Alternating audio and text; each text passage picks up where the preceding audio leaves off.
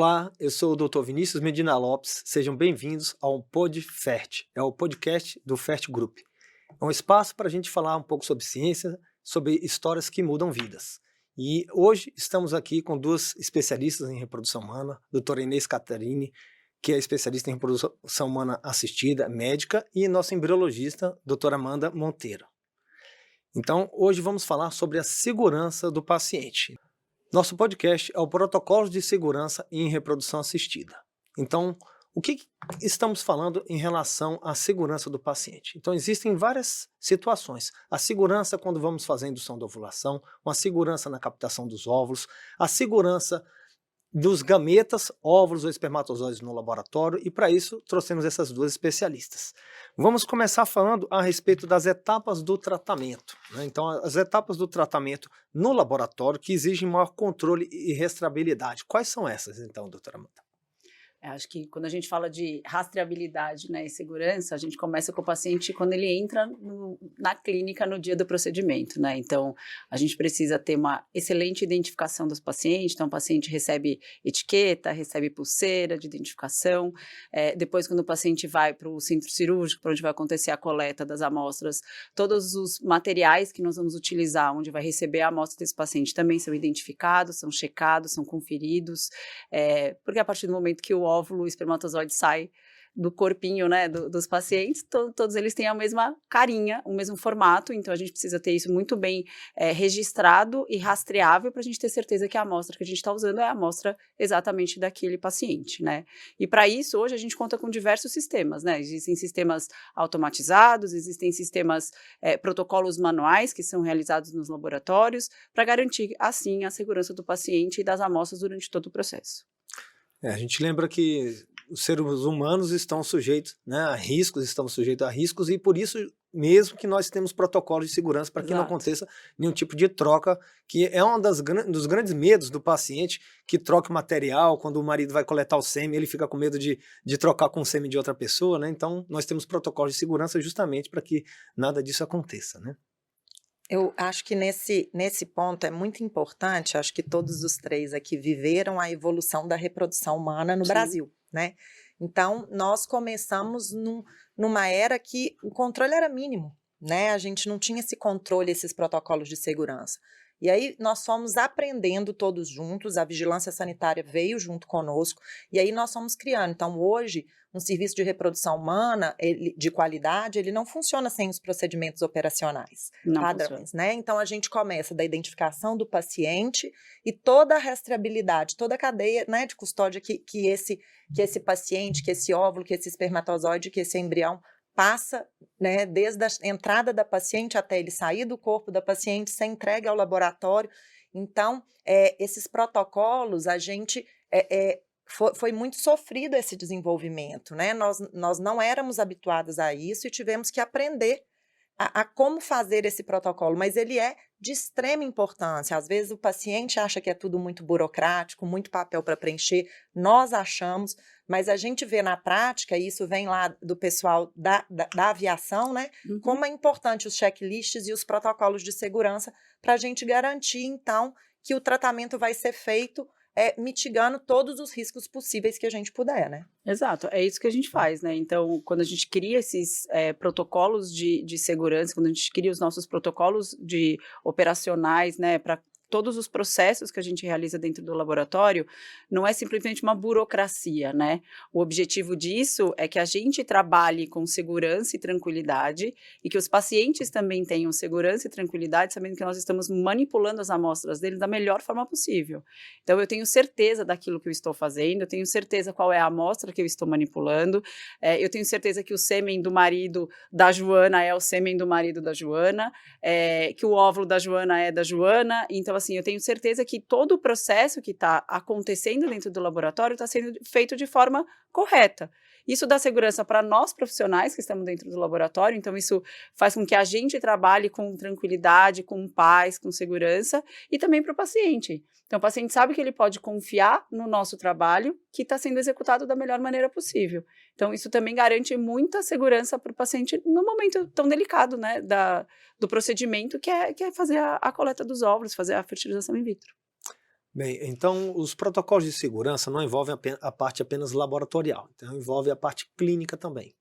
Então muitas vezes quando uma paciente entra no nosso consultório, nós já vamos através da anamnese, do exame físico, ou mesmo quando ela entra só vendo, visualizando a paciente, a gente já imagina, essa paciente pode ser que me traga algum risco, né, em termos de captação de óvulos ou indução.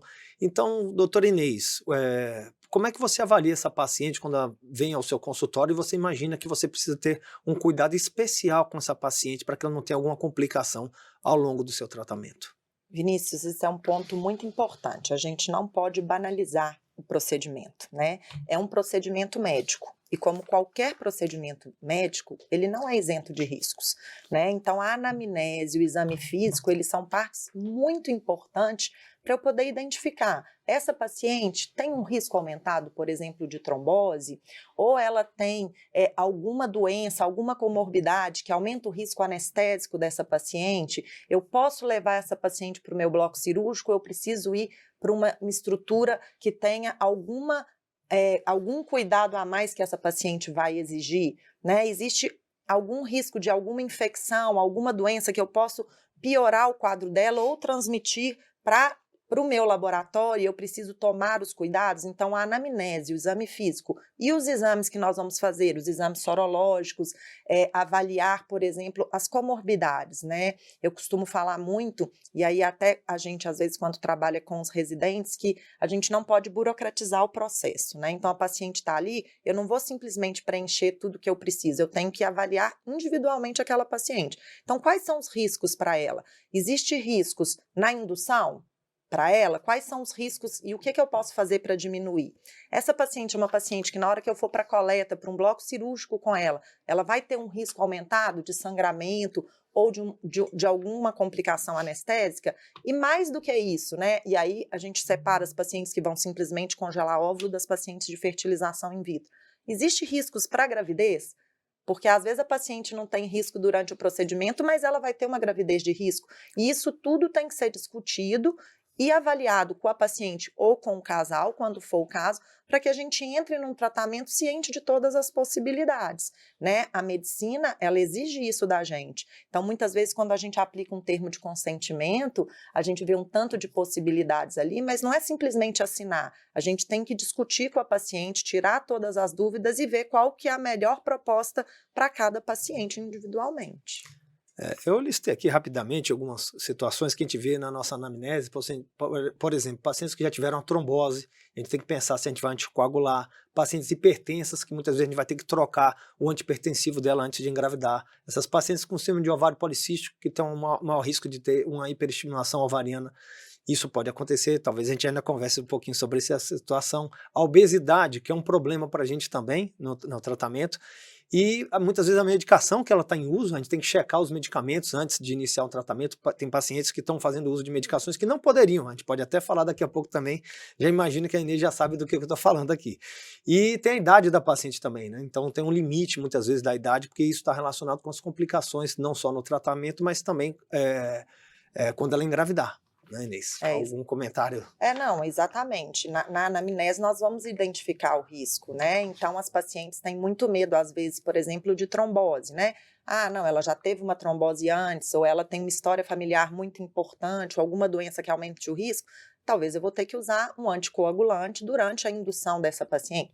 Outro dia mesmo eu recebi uma paciente que falou, me mandou uma mensagem, eu tenho uma trombofilia, eu posso fazer um congelamento de óvulos? Falei, claro. Ela falou, achei que eu não podia. Falei, você pode. Nós vamos ter que precisar avaliar, ver qual que é a alteração que você tem e, se precisar, nós vamos usar heparina durante a sua indução, uma heparina profilática, o que é feito de rotina e minimiza muito os riscos. O risco de complicação do procedimento em si, em reprodução humana, da fertilização, tanto da indução quanto da coleta de óvulos, ele é muito baixo, né, Vinícius? O risco maior talvez seja muito mais gestacional do que o risco do procedimento em si, tanto da coleta quanto da indução. Ele não é zero, mas o risco de complicação é muito baixo. Muito bem, Amanda. Então, quais são as etapas do tratamento que exigem um maior controle e rastreabilidade? São todas as etapas que a gente manipula as amostras, né? Em todas as vezes que eu vou mudar a amostra de local, então a gente recebe o tubo com o líquido folicular da paciente na coleta de óvulos. Então, ela saiu do corpo da mulher e ela veio para dentro do laboratório. Naquele momento, eu vou mudar o líquido, né, o óvulo de lugar. Então, eu vou tirar ele de um tubo e colocar ele numa placa para encontrar. Todas essas etapas que a gente vai alterando e mudando as amostras de posição, né, de lugar, de estruturas, de placa para incubadora, da incubadora para o tanque de nitrogênio líquido, todas as etapas, elas precisam ser rastreadas e é aí que garantem que a gente não ocorram as trocas, né?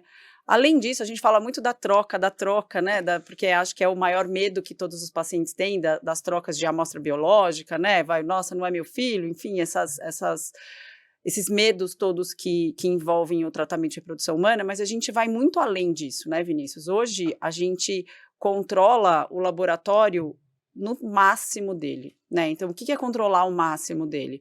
A gente controla a qualidade do nosso ar, a gente controla a temperatura do nosso ambiente, a gente controla os nossos equipamentos, então as nossas incubadoras de cultivo embrionário, elas são monitoradas, diariamente, automaticamente, o tempo todo.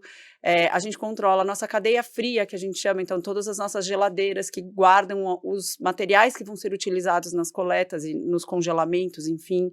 A gente controla os nossos tanques de nitrogênio líquido, porque é onde as amostras vão ser armazenadas. Então, poxa, a paciente coletou óvulos para preservar a fertilidade. Ela precisa ter segurança de que aquele óvulo está numa clínica, dentro de um tanque de nitrogênio líquido, e que lá dentro, eu, como clínica, estou garantindo a segurança daquela amostra. E não só sabendo que a amostra dela está lá, mas que o tanque está em boas condições de utilização, que o nitrogênio líquido está sendo abastecido da maneira adequada, que eu não tenho problema. Então, além de monitorar as amostras críticas, que realmente é o nosso processo mais crítico, que é a manipulação dessas amostras para que não haja troca, a gente também monitora o universo todo, né? Então, eu brinco que um laboratório de reprodução humana, ele é feito no detalhe, e ele é feito no detalhe. São pequenos detalhes que a gente garante segurança, que a gente garante rastreabilidade, que a gente garante resultado.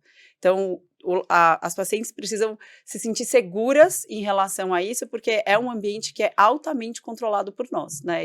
E também nos dá segurança, né? Eu falo que quando você vira embriologista, você começa a querer controlar o universo, né? Não dá, mas a gente controla tudo que a gente sabe que é importante e que tem impacto no tratamento desses pacientes. Amanda, é muito bom a gente falar isso, porque as pacientes não têm a menor ideia do quão delicado é o tratamento, um laboratório, né, de como é complexo a gente manter isso tudo, que é feito de uma maneira muito bem feita aqui pela nossa equipe de embriologia, né? É muito amor e carinho que a gente coloca em cada etapa do tratamento, viu, Vinícius? A gente sabe que atrás daquela célula tem uma pessoa, né? E a gente se preocupa com ela do início ao fim. Então, garantir que o tratamento dela está correndo da melhor forma possível é mais do que nossa obrigação, né? Então, assim, a gente olha tudo mesmo no detalhe. Então, para as pacientes, talvez fique muito no segundo plano, né? Tudo isso, assim, né? O desconhecimento, mas, assim, é cada detalhe que a gente controla que elas não fazem nem ideia. O momento, as pessoas, né, quando elas estão na casa dela, né, os nossos pacientes, eles não têm essa ideia, mas, por exemplo, quando vão fazer a transferência embrionária, né, no momento da transferência, a primeira coisa que a gente faz é ligar a televisão e colocar lá a plaquinha. Aí a plaquinha lá tem o nome, data de nascimento deles, aí eu pergunto, são vocês dois aqui? Né, mostrando a data de nascimento, né, o nome completo deles, para eles terem ideia do quão segura hoje em dia, né? Então, Inês, como é que a gente pode prevenir as complicações na indução da ovulação e na captação dos óvulos? Como é que a gente previne isso? A gente consegue minimizar, né, Vinícius? Prevenir totalmente não tem. Medicina não é uma ciência exata, né? A gente vai fazer o melhor possível para aquele paciente e eu acho que o mais importante a paciente é uma paciente de risco. Ela tem que saber, quando ela está fazendo o processo, quais são os riscos que ela está correndo, né? Então, durante a indução em si, além de todas as alterações que podem ter, né? Alteração de humor em relação às flutuações hormonais, nós estamos aumentando a carga de hormônio dessa paciente. Então, o risco maior, assim, que me vem na cabeça agora nesse momento, é o risco de trombose e de hiperestimulação ovariana, né? O risco de trombose, ele é muito baixo porque a gente estimula durante um período muito curto, né? E parece que o risco está mais associado ao uso prolongado do que ao uso agudo desses hormônios, né? Então, o aumento agudo, ele tem um risco mais baixo do que o uso prolongado. Então, o risco é baixo, mas as pacientes que a gente identificar como potencial risco, elas vão usar o anticoagulante durante todo o processo, o que minimiza muito esses riscos, embora não zere, né? E o risco que a gente tem, talvez seja o risco que nós que trabalhamos com reprodução humana, nós que trabalhamos há muitos anos com reprodução humana, vivemos muito isso. Eu brincava lá no hospital onde eu trabalho, que a gente tinha sempre o hiperestímulo do Natal, né? Que a paciente internava e a gente tinha que acompanhar. Quem já acompanhou uma paciente internada com hiperestímulo sabe como é um caso grave, né? Mas hoje, graças à evolução da reprodução assistida, o risco da gente precisar realmente internar uma paciente com hiperestimulação ovariana é muito baixo, né? Então, hoje a gente tem critérios, pacientes jovens que têm uma reserva ovariana alta, com síndrome de ovário policístico, são pacientes que têm um risco aumentado de desenvolver a síndrome de hiperestimulação ovariana. E aí a gente consegue selecionar melhor qual protocolo de indução que eu vou usar, né? Existem protocolos de menor risco, vou ajustar a dose, então reduzir a dose da gonadotrofina, né? Da medicação que eu vou aplicar nessas pacientes. E durante o processo de indução, a gente também tem sinais, né, de alerta. Então, paciente que está desenvolvendo muitos folículos, que você já começa a ver um pouquinho de líquido ali na barriga dela durante o rastreamento de ultrassom, ou que tem uma quantidade muito grande de óvulos no momento da captação, a gente consegue prever esses riscos. E hoje, com o uso da última medicação que a gente faz para amadurecer esses folículos, que antigamente a gente só tinha uma opção, hoje a gente tem a opção dos análogos do GNRH, né, que a gente usa na hora de fazer o que a gente chama, no nosso meio de trigger, né? Isso reduziu muito o risco. E eu acho que o grande diferencial para reduzir o risco foi a equipe de embriologia, que evoluiu muito no laboratório e nos permitiu, hoje, um sucesso muito grande com o congelamento de embriões, né? Porque a gente sabe que o risco maior é em caso que a paciente engravida. Então, eu tenho certeza que você já passou por isso, Vinícius. A gente antigamente ficava ali pensando, será que qual risco é maior? Ela não engravidar ou ela ter hiperestímulo? Então a gente ficava na dúvida, vamos transferir ou não vamos transferir esse embrião? Porque o sucesso com o embrião congelado era muito ruim. Sim. A partir do momento que o congelamento de embrião se tornou uma realidade, que hoje eu tenho o mesmo sucesso de embrião congelado e fresco, a gente, na dúvida, a gente acaba congelando. Então a gente conseguiu reduzir muito esse risco, embora ainda a gente não consiga falar que o risco é zero. Esse protocolo chama freeze-all, né? Então você congelar todos os embriões e não fazer a transferência desses embriões nos casos de ou risco de hiperestimulação ovariana ou quando o endométrio não está bom. Então, em algumas situações nós não transferimos os embriões a fresco e congelamos esses embriões, já que temos um bom resultado laboratorial, né? E nessas pacientes que têm também um risco de trombose, muitas vezes, que é a mesma estratégia em pacientes, por exemplo, com câncer de mama, nós podemos utilizar o letrozol, que é um medicamento oral, que é utilizado inclusive também para câncer de mama, que não interfere na nossa indução e mantém os níveis de estrogênio bem mais baixos, protegendo, né, diminuindo a chance, então, da nossa paciente ter alguma trombose, né, além de utilizar, muitas vezes, o anticoagulante, né. E também utilizando esse gatilho, né, que é o último medicamento para finalizar a maturação do óvulo, nós não usamos o HCG, utilizamos um agonista de GNRH para poder fazer a captação dos óvulos de uma maneira segura, né. Amanda, então qual que é o papel do embriologista nessa questão da segurança do tratamento? Eu acho que dentro do laboratório realmente a pessoa que mais vai cuidar desse embrião é o embriologista. Existem outros profissionais dentro do laboratório também, né? Não é só o embriologista, para quem não sabe, não só tem embriologista dentro do laboratório, mas qual que é o papel então do embriologista nesse papel, na questão da segurança do tratamento?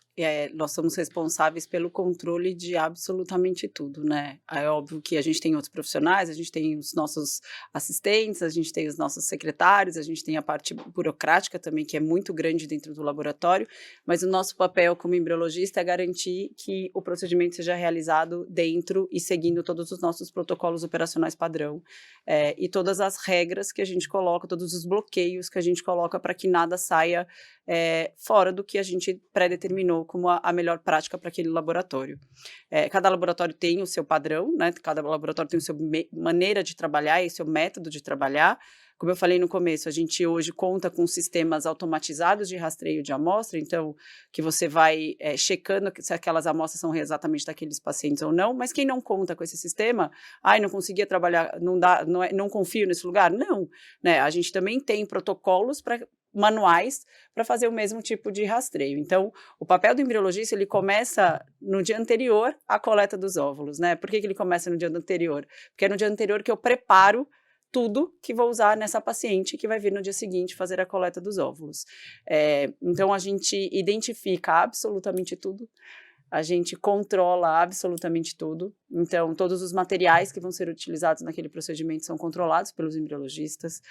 A identificação das amostras são controladas, elas são checadas, elas são aferidas em várias etapas ao longo do processo. Então, o embriologista, ele é o coração do laboratório, né? É o profissional que está ali realizando efetivamente, né, a técnica.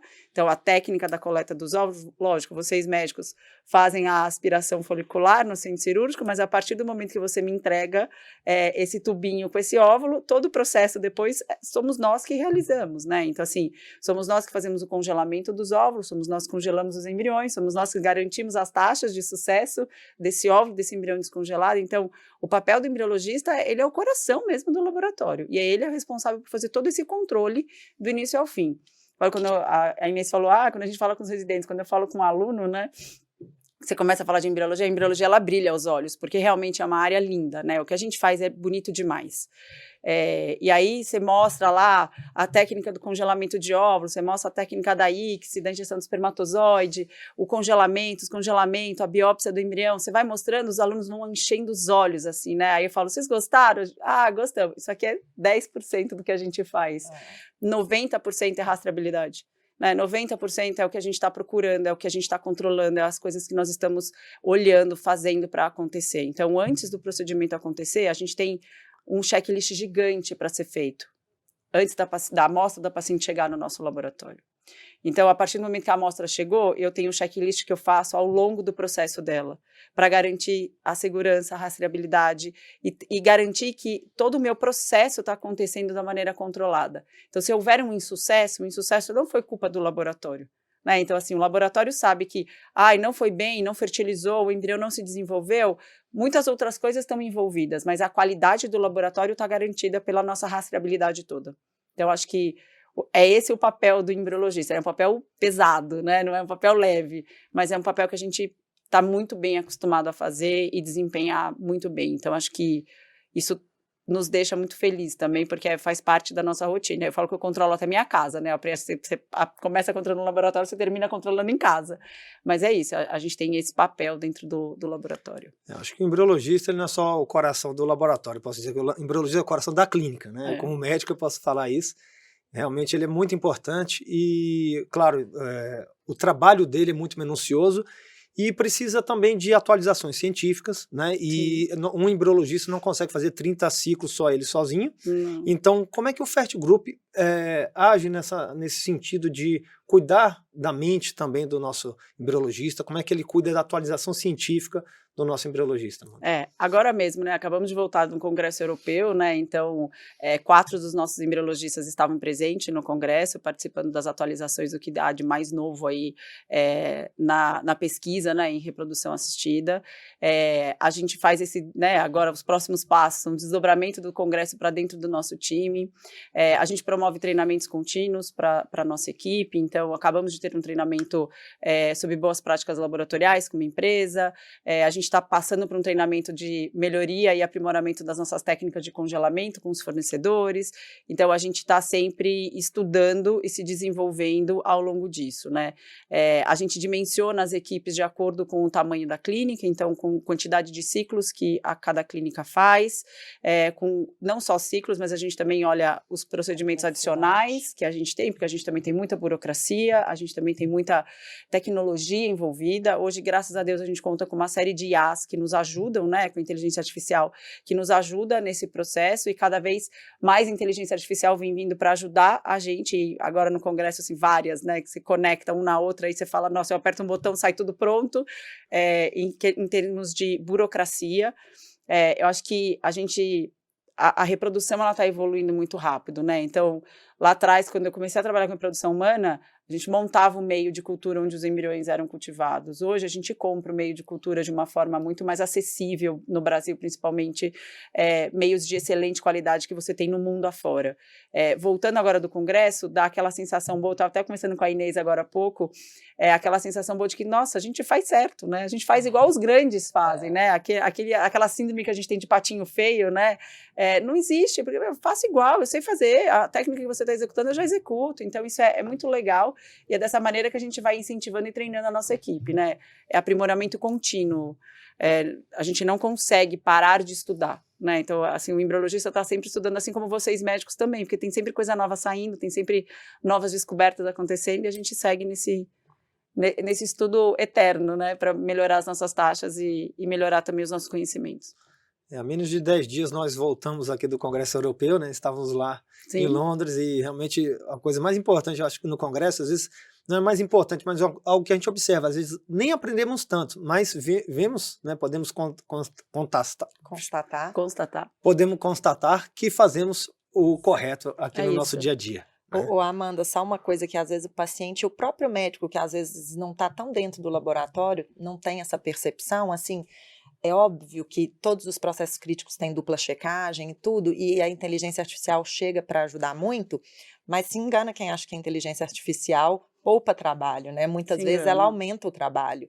E assim, é óbvio, ela vem para garantir segurança, para agregar valor, mas isso muitas vezes dá mais trabalho ainda, né, para a equipe de embriologista. E aí eu acho que uma preocupação que a gente tem que ter muito grande, que é um trabalho de muita concentração e muita responsabilidade. Então, como o próprio Vinícius falou, então assim, é importante políticas para evitar mesmo, né, o burnout da equipe, o dimensionamento adequado de um laboratório. Então, isso tudo são situações importantes. Às vezes a gente pensa, a reprodução humana é um procedimento caro, né?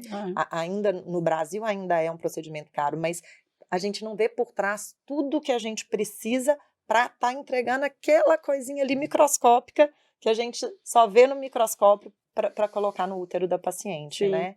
Então, é muito legal essa parte, eu acho muito fascinante isso. E isso é legal também, Inês, porque quando a gente olha para o embriologista, né, o trabalho do embriologista, ele é solitário, né, eu falo que ele é solitário, ele é quieto, ele exige uma concentração absurda, não é que a gente trabalha no silêncio, não é isso, mas assim, ele é um trabalho que depende da concentração das pessoas que estão ali. E aí todo mundo que está dentro do laboratório sabe disso. Muitas vezes você entra no laboratório e está um silêncio, aí você fala, nossa, tá todo mundo brigou uma com a outra, né? Os embriologistas estão tudo brigados. Não, mas é porque está todo mundo ali executando a tarefa que tem que ser executada da melhor forma possível. A IA, ela ajuda muito, ela ajuda a gente num processo burocrático enorme que a gente tem para fazer, né? Então, assim, só que, óbvio, ela ajuda, mas a gente também precisa checar as coisas que estão sendo feitas, se está tudo dentro do correto, né? Então, assim, acho que as novas tecnologias, elas estão agregando muito. E todo mundo fica com medo, falando, ai, nossa, a IA vai tirar a função do embriologista, não vai mais existir. Não, pelo contrário, né? O embriologista vai ter que ser muito mais especialista para saber usar as ferramentas que tem a favor, garantindo a segurança, a rastreabilidade de todo o processo para o paciente, né? Então, isso é muito legal. A gente já está vendo aí ICSI, né? A injeção do espermatozoide automatizada, processo de coleta de óvulos automatizado, muita coisa que apareceu no congresso e vem aparecendo nos congressos dos últimos anos, mas a pessoa que vai operar essa máquina, né? A pessoa que vai estar ali olhando se aquilo está funcionando certo, é o embriologista, né? Que também precisa ter o conhecimento técnico para saber se alguma coisa ali saiu fora do padrão, tá errado, a máquina não está funcionando, eu tenho que agir, né? Então, isso, acho que o papel do embriologista aí é o coração da clínica, eu concordo, né? Eu não quis falar da clínica para não ofender, mas é o coração da clínica. Bom, Inês, muitas pacientes têm medo da captação de óvulos, aquele momento que ela vai dormir, vai ser sedada, e então... Quais são as principais, as mais comuns complicações que vêm de uma captação de óvulos? Vinícius, a captação de óvulos é um procedimento médico cirúrgico, né? E igual todo procedimento médico, ele não é isento de riscos. O risco de uma complicação numa captação, ele gira em torno de 1 a 2%. É um risco muito pequeno, né? Tem trabalhos que mostram assim, o risco de uma complicação grave, né? Às vezes acontecem pequenas complicações que prontamente são resolvidas ali, né? Mas o risco, por exemplo, da gente ter uma fatalidade numa captação de óvulos é 1 para cada 100 mil procedimentos. Então, é um risco muito, muito baixo, né? Talvez se eu atravessar a rua ali, né, no centro da cidade, eu tenho um risco maior do que durante um processo de captação, mas não é zero. Isso é muito importante, porque a gente tem que fazer procedimentos quando tem indicação mesmo, né? O risco maior, então, são complicações da anestesia, né, da sedação, que são baixos, mas não são zero, por isso que é importante, às vezes, um pré-anestésico, consultar com o anestesista para a gente identificar quais pacientes têm realmente um risco aumentado durante o procedimento. Eu estou introduzindo uma agulha ali, né, na vagina da paciente, então existe um risco, guiado por ultrassom, a gente segue todos os protocolos de segurança, mas existe risco da gente pegar algum vaso, alguma estrutura, então aumenta a chance de sangramento, podemos até pegar alguns outros órgãos, por exemplo, a bexiga, que talvez seja o mais comum, que está ali na frente, então a paciente tem que esvaziar a bexiga antes de fazer, como uma forma de minimizar. Se ela não conseguir esvaziar a bexiga, às vezes eu vou passar uma sonda para esvaziar, para minimizar os riscos, né? E o risco do procedimento em si ali é basicamente isso, anestésico, sangramento e alguma lesão de alguma estrutura pélvica, né? Mas existem os riscos que vão se manifestar depois, né? Então, eu estou introduzindo uma agulha, então a agulha tem que ser estéril, temos que seguir todo o protocolo de higiene, então existe risco de infecção, por exemplo, né? Especialmente pacientes, às vezes, que têm um endometrioma, quando eu transfixo esse endometrioma, existe um risco aumentado de uma infecção, né? De uma doença infecciosa nesse ovário, então às vezes eu vou ter que usar antibiótico profilático em algumas situações muito específicas, né? Não é usado de rotina, e o mais importante, Vinícius, é a gente identificar o risco, identificar o problema e agir prontamente. Então, a paciente, a gente tem que observar ela, igual a gente já falou no início, quais são os riscos que essa paciente tem. Foi para o procedimento? Como que correu aquele procedimento? Foi uma coleta mais difícil? Foi uma coleta mais fácil? Ah, foi uma coleta mais difícil? Talvez eu vou ter que fazer um hemograma dessa paciente logo após, ou acompanhar ela mais de perto, deixar ela em observação ali na clínica mais tempo, para eu poder identificar algum problema, porque muitas vezes o sangramento, por exemplo, ele não é um sangramento agudo que você enxerga, a paciente vai sangrando ali para dentro da barriga e ao longo do dia ela vai sentindo dor, ela vai tendo alteração dos sinais vitais e a gente consegue agir a tempo de corrigir esses problemas. E no pós-operatório tardio, monitorar, fazer, né, esse acompanhamento, se teve febre, se está tendo uma dor, que é óbvio, meu ovário está aumentado, eu fiz um procedimento, eu vou ter dor. Mas é uma dor que eu vou usar medicação e vai melhorar, né? Eu posso ter um pouco de sangramento, né? Pode. Agora as pacientes estão mais assustadas quando, doutora, eu estou sangrando. Às vezes sangrar ali para fora da vagina, tá ok, é um vasinho que eu peguei pequeno e que vai logo, tem a própria coagulação natural, né, do nosso organismo. O grande problema que a gente preocupa são as complicações ocultas. Então, o sangramento para dentro da barriga, que se não for identificado, ele pode ser potencialmente grave, a infecção que ela pode ter num segundo momento, os riscos de trombose que podem se manifestar depois de qualquer procedimento cirúrgico, né? E as complicações anestésicas são mais ali no momento e são identificadas ali na hora e prontamente tratadas. A equipe precisa estar todo mundo monitorando, seguindo os protocolos de segurança, né? Não só o nosso laboratório tem protocolos de segurança.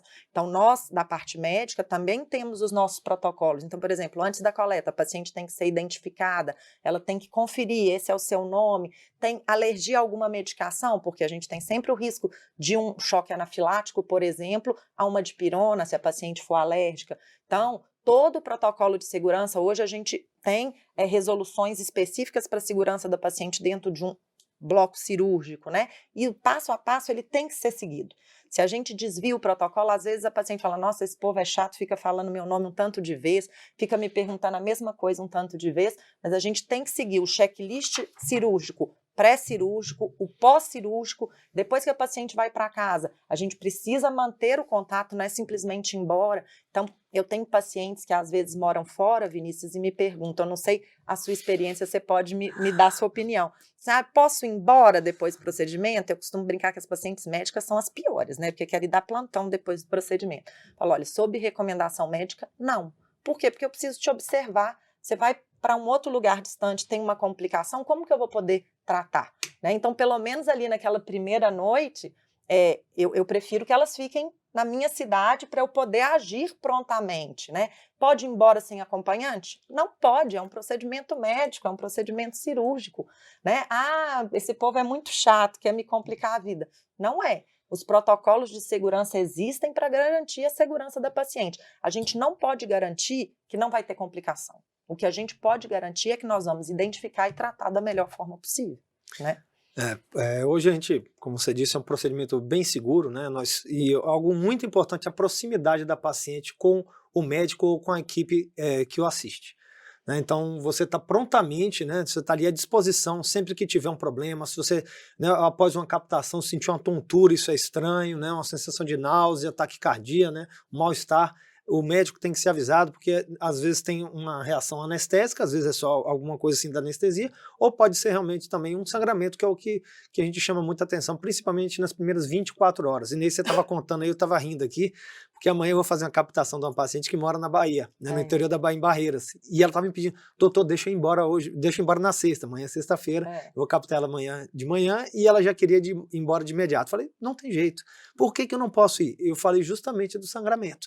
Né, se ela passa mal, ela voltando de carro para o interior, quem é que vai assistir, quem é que vai examinar, como ela vai ser operada, porque muitas vezes um sangramento, né, que é uma das complicações que a gente observa muito, né, fica de olho no pós-captação, muitas vezes ele não necessita de uma intervenção cirúrgica.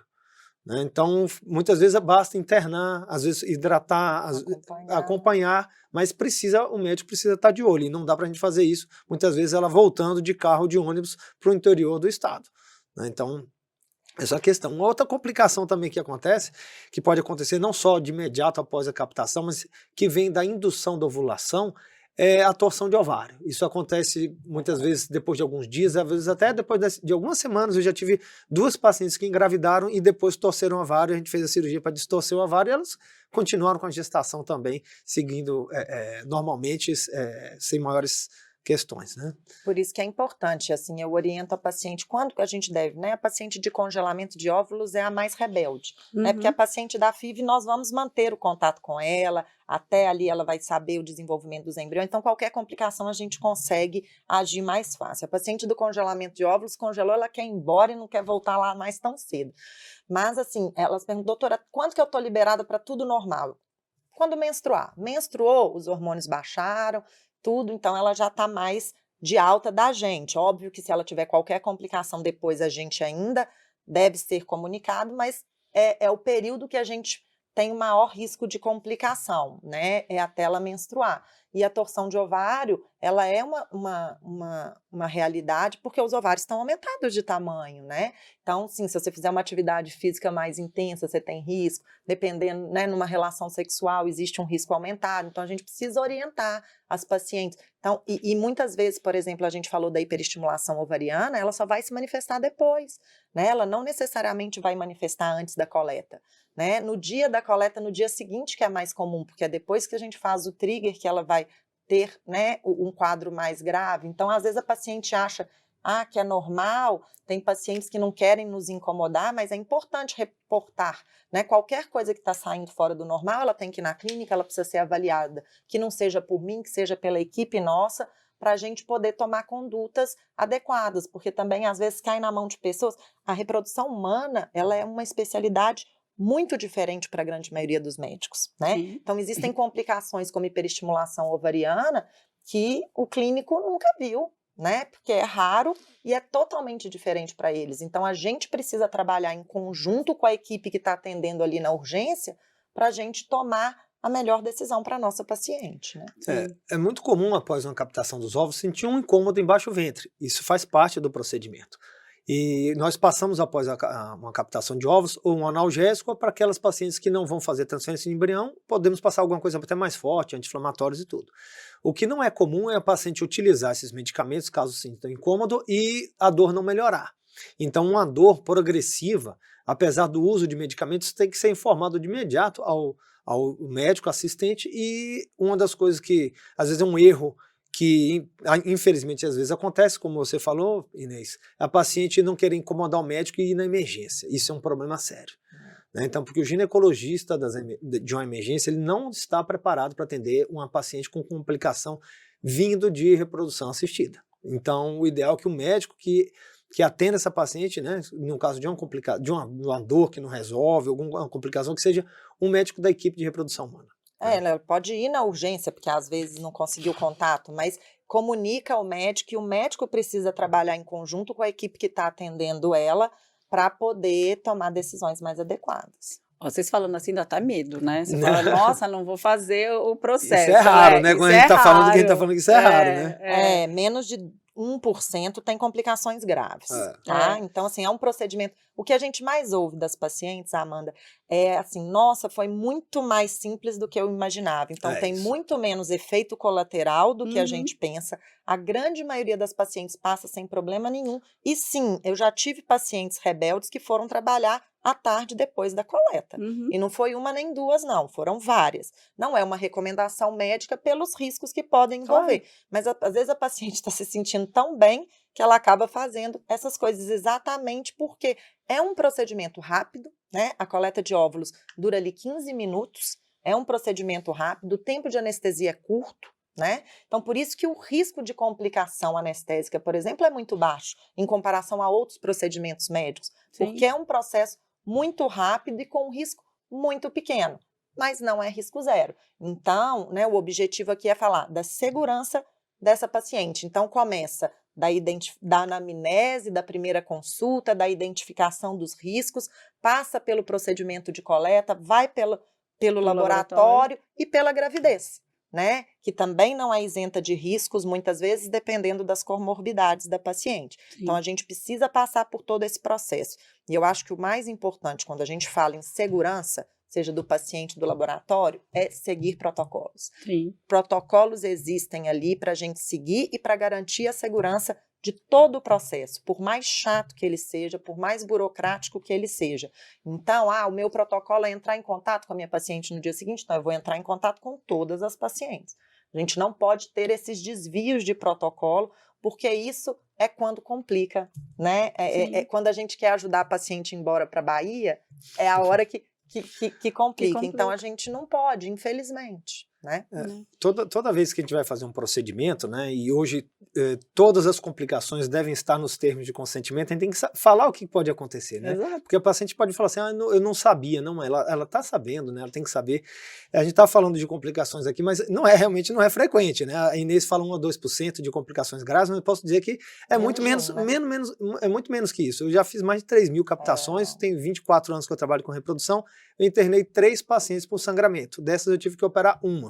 Ou seja, é muito raro. Isso não é algo que acontece com frequência. 2 a 3% de complicações moderadas na grave. Agora, assim, grave mesmo, menos de 1%. Né? Moderada... precisa de complicação. Se a gente considerar hiperestímulo como uma complicação, isso vai para 2 ou 3%, porque é o mais comum. Mas complicação dos procedimentos em si da captação é menos de 1%, com certeza. Eu posso dizer que nem hoje não está mais 2, 3% de hiperestímulo. Né? Hoje, com os protocolos mais seguros, é menos do que isso. Exatamente. Né? Mas é importante a gente falar, né? Porque para não ser também uma surpresa para o paciente, né? Então, o paciente, quando ele faz um processo, se ele sente uma dor mais intensa, se ele tem um sangramento, ele sabe que faz parte do processo, que é o risco inerente ao procedimento que está sendo realizado, né? Eu falo, todo procedimento tem risco, né? Todo. Aí você vai fazer uma mamografia, tem risco. Você pode passar mal, cair, bater a cabeça, enfim, todo procedimento tem um risco. Pode romper uma prótese, todo procedimento tem risco. Mas é importante a gente ter esse tipo de diálogo para o paciente também entender que complicações existem, mas que elas não existem aleatoriamente, né? A gente sabe as complicações que podem existir e a gente cria padrões e processos para que minimizar a existência dessas complicações. E tratar as complicações. Exato. Amanda, o que um paciente deve observar ao escolher uma clínica de reprodução humana? Tudo isso. Eu acho que a gente tem que... Acho que hoje, Vinícius, as coisas estão mais fáceis, né? Precisa Eu acho que a gente deve observar se as estruturas são adequadas, né? Estruturas físicas da clínica são adequadas, se os profissionais que trabalham ali são profissionais qualificados, o que a clínica tem a te oferecer em termos de segurança, se a clínica segue protocolo, se você assina a documentação, se você vê que a clínica tem certificação. A gente tem que buscar seguir processos, né, independente de reprodução humana, de qualquer outro procedimento, a gente tem que ir atrás de profissionais qualificados, né, como todas as profissões, a gente tem diversos tipos de profissionais. Acho que o paciente tem que procurar é isso, né, conhecer a clínica onde ele está indo, se ela consegue oferecer um tratamento seguro, se ela tem processo, se ela tem protocolo, e isso é fácil do paciente perceber, né, então assim, um paciente que entra numa clínica e não assina nada, não tem um documento, não tem um papel, não tem um processo, um protocolo, ninguém explicou nada para ele, alguma coisa está errada, né? Então, assim, a gente precisa ter esses processos, e isso não é porque a gente quer, a gente, FertGroup, falou, não, a vigilância sanitária nos pede isso, né? Então, assim, que é o órgão que nos rege, exige, é o órgão que nos fiscaliza, a gente tem fiscalizações anuais. Então, assim, poxa, a clínica que segue os padrões que estão determinados na vigilância sanitária, e recentemente, né, a última atualização da vigilância sanitária, ela vem buscando exatamente isso, né, qualidade, a manutenção dessa qualidade, o paciente vai estar seguro, né, independente da clínica que ele tiver. E é importante porque, às vezes, aquilo que você começou lá no início, falando da síndrome, né, de pequenez que às vezes a gente tem, a gente é muito fiscalizado no Brasil, esse controle ele é muito intenso, muito rigoroso, e assim, a gente é obrigado a reportar as complicações que a gente tem, né? Então, quando a gente fala que realmente é pouco, existe pouco, a gente fala porque é realmente obrigado a reportar, a gente tem um controle, a gente tem órgãos que fiscalizam isso, tanto o Conselho Federal tem as suas regulamentações do ponto de vista médico, quanto a vigilância para a parte especialmente do laboratório, mas os médicos também, né? Então, todas essas fiscalizações que existem no Brasil fazem com que a gente seja um país que a gente exerce uma medicina de alta qualidade, com protocolos de segurança muito eficazes e com laboratórios também muito eficientes, né? Exato. E isso dá uma tranquilidade para a gente e para a população. Sim, sem dúvida nenhuma. Bem, vocês, já chegando aqui ao final do nosso podcast, vocês têm alguma outra mensagem final que vocês gostariam de deixar para... Acho que eu falaria para as pacientes ficarem tranquilas, né? A gente sabe o que a gente está fazendo, mas não é que a gente sabe porque a gente só sabe, é porque a gente segue processo, a gente segue protocolo, a gente mitiga os lugares possíveis que possam acontecer os erros, e dentro disso a gente coloca barreiras para que esses erros não aconteçam. O nosso objetivo é que elas encontrem, né, o que elas estão buscando, a gravidez, a preservação da fertilidade, com a maior segurança e o maior conforto possível que elas possam ter. Então, para que elas passem por esse procedimento de uma forma tranquila, não é simples, a gente sabe, é um procedimento, é um emocional, financeiro, muitas vezes envolvido, mas a gente está aqui para cuidar delas da melhor forma possível. Eu acho que de mensagem, né, no final de um podcast de segurança primeiro, é um procedimento extremamente seguro, seja ele qual for, né? E é um procedimento que existe um envolvimento emocional, existe um envolvimento financeiro, mas é um procedimento muito seguro. Eu costumo falar com as pacientes, e eu acho que eu queria finalizar com isso, eu uso muito a frase assim, infelizmente, na reprodução humana, a gente não pode dar garantia de resultado. Bem que eu queria, né? Mas a gente não dá. A única garantia que a gente pode dar é que a gente vai fazer o nosso melhor. E as pacientes podem ter certeza que a gente está fazendo o nosso melhor. É isso. Né? Então, a gente é isso que a gente precisa passar para as nossas pacientes. Bem, então posso dizer que no FertGroup todas as nossas clínicas seguem um padrão muito rigoroso, né, de protocolos de segurança. Em qualquer uma delas você vai estar bem assistida desde o momento do seu atendimento inicial, para avaliar os fatores de risco, dentro do laboratório também, onde seus gametas e embriões vão ser manipulados. Então, esse é o final do nosso podcast, o PodFert. Se inscreva no nosso canal e compartilhe com quem possa interessar.